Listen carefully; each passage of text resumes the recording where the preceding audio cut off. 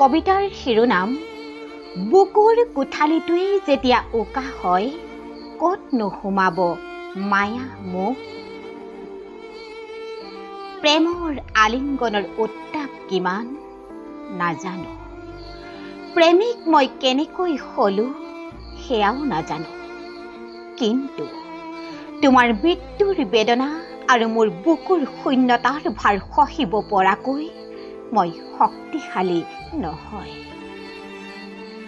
কেনেকৈ বুটলি ল'ম সোঁৱৰণিৰ সৰাপাত, কেনেকৈ সুধিম সন্ধ্যা তৰা তোমাৰ খবৰ। তোমাৰোতো আছিল জীৱনৰ প্ৰতি দুৰ্দান্ত হেঁপাহ, নিয়তি ইমান নিষ্ঠুৰ কিয়? অসুখে যেতিয়া তোমাৰ দেহটো জোকাৰি পেলাইছিল, পৃথিৱী শুই পৰা দুভাগ নিশা তোমাৰ দুচকুৰ দুধাৰি চকুপানী দুহাতেৰে মচি অনুভৱ কৰিছিলো তোমাৰ ৰুগ্ন দেহৰ যন্ত্ৰণা। এয়া যেন আটাইতকৈ কঠিন জীৱনৰ যুদ্ধ, য'ত মই নিৰুত্তৰ। তোমাৰ জীৱনে যেতিয়া জীয়াই থকাৰ ৰণত নামিছিল, মোৰ জীৱনেও নামিছিল ছয়াময়া টোপনি, হেজাৰ প্ৰশ্নৰ তয়াময়া ৰণত। আৰু তেতিয়াই মোৰ পৰা আঁতৰি গৈছিল পৃথিৱীৰ সমস্ত ভাল লগা। মোৰ সন্মুখত যেতিয়া তোমাৰ দেহটো শীতল হৈ গৈছিল, মোৰ অশান্ত মনেও চোন কৰিব নোৱাৰিলে অস্থিৰতাৰ ৰোদন। সময়ৰ কঠিন চেপাত অৱৰুদ্ধ মোৰ চেতনাৰ স্পন্দন। নিৰুদ্দেশ সমস্ত বক্তব্য।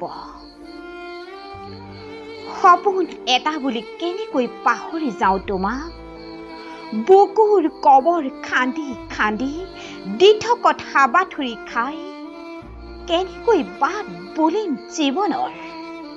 কি হতে হম মহাশূন্যতাৰ সংগী, সেয়ে তোমাৰ পাছে পাছে গুচি আহিলো।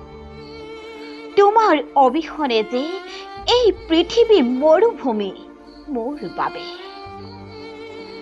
বুকুৰ কোঠালিটোৱেই যদি উকা হয়, জীৱন মায়াত বুৰ যাব পৰাকৈ ক'ত নোসোমাব মায়া মোহ।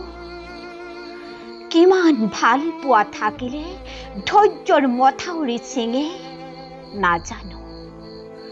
তুমি যদি আকাশৰ ধ্ৰুৱ তৰা হোৱা, লাগিলে মই আত্মহত্যাৰ অপৰাধ এটি পপীয়া তৰা হৈ বাট হেৰুৱাই ঢপলিয়াই ফুৰিম তোমাৰ চৌপাশে, অথচ শেষ হ'ব নিদিওঁ তোমাৰ মোৰ অগাধ ভাল পোৱা। যদিহে আপোনালোকৰ ভাল লাগিল, মোৰ চেনেলটো ছাবস্ক্ৰাইব কৰি দিব। আন এটি কবিতাৰ সৈতে মই বুলমণি বৰিয়ে আপোনালোকক পুনৰ লগ পোৱাৰ প্ৰতিশ্ৰুতিৰে আজিলৈ বিদায় মাগিছোঁ। ধন্যবাদ।